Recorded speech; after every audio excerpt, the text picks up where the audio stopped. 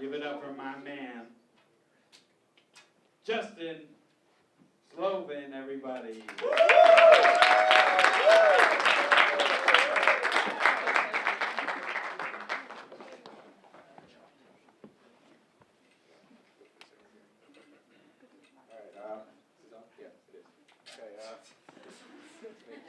Check out the stage. Been kind of a hectic semester. Everybody, yeah, no? gotta get a feel of the crowd. It's been hectic for me at least, so I'm really excited. I already have spring break marked on my calendar. My roommates are also planning a lot for spring break. They're going to Florida together, but they're not bringing me. Wasn't invited. So I did something wrong, I guess. I'm going home to Jersey for break. Yeah, some Jersey fans. Everybody in Jersey, like I'm from there too. I always tell people it's not that bad, but like I lied. I'm sorry, it's bad. I was looking for an example of a reason why I could say Jersey was bad, and the best thing I have is a police report from my town, where they're just like, joggers beware. There's a group of tweens pepper spraying joggers on the road. So like, that's my new excuse for not going jogging. I don't work out. My eyes are my best feature. So. But break is always really interesting. Last time I was home for break, it was winter break, and I have an interesting deal with my mom. And the deal is, she doesn't wake me up in the middle of the night to try to convert me to Catholicism if I come to church with her one time over the break. So I held up my end of the deal. I'm a good but still kind of disappointing child. So I went to church, Christmas Mass, and like I walked in to the church, and they have like Jesus in the manger, and then right above the manger they have like their crucifix with Jesus dead on the cross. So like, that's Jesus being born right under an image of a dead Jesus. Like, I'm trying to think of, like, people always complain about the messed up teachings of Catholicism, and I just think that being born under your dead body is definitely going to mess with your mind. That's just my thoughts. And, like, throughout the Mass, one of the priests, he said, all right, guys, we need to sing a hymn.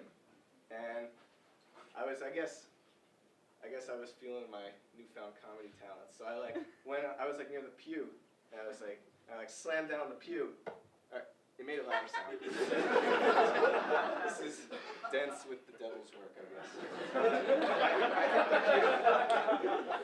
And I said, I'm tired of hymns at church. We need some hers. And like, there was like, I don't know if you've ever seen everyone turn their heads at once. But like, it was like a 2-pew radius, and everyone just like staring.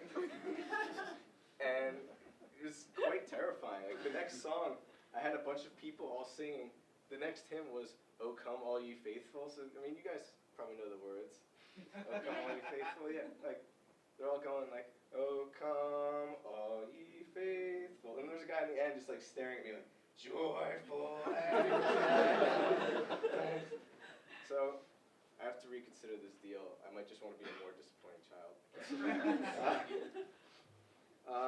Speaking of sins, I'm really mad at. I'm mad and I'm happy with Pixar. Pixar,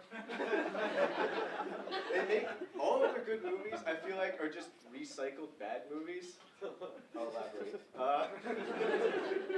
One of my favorite cult movies of all time is Meet Dave, and Meet Dave is basically just like. It's an alien that crash lands on Earth. The alien is shaped like a person. It's piloted by a bunch of smaller versions of that person in the head. And it's very similar to the movie Inside Out. I still think they stole the idea. But the reason I love Meet Dave is I've used Meet Dave to rationalize the voices in my head for like, since Meet Dave came out. So like, whenever I'm like with a girl and I have the urges to talk about like my favorite serial killer or something like that, that's just the self-sabotaging Meet Dave. Or whenever I make a tweet and I have the urge to go to a different account that I run and favorite it with that, I have my Prince Zuko Meet Dave yelling about honor in the background. As you can tell, I'm a I'm a big movie fan. And I was saddened to find out this week that the IMDb is getting rid of their message boards. What? Yeah, the message boards are, yeah, she knows, they're What the amazing. fuck? It's amazing, right? Yeah. Yeah, and I love to read the message boards. My favorite of all of them is the Mr. T message board. It only has 2 messages, and the first one is just like, R.I.P. to a legend. And then the second one, which came 2 days later, was just, sorry, I was misinformed, God bless. Like, I just need to know, like, what was going through this woman's head? Or, it was by a woman, her name was Mary on the message board. What was going through this woman's head for 2 days? Just like, she was just devastated. He's dead, what am I going to do about it? And then also, I just, like, why did she, like, nobody else was there. Like, why did she have to, like, retract that? Like, that's honestly more honorable than most of our government officials. That's it.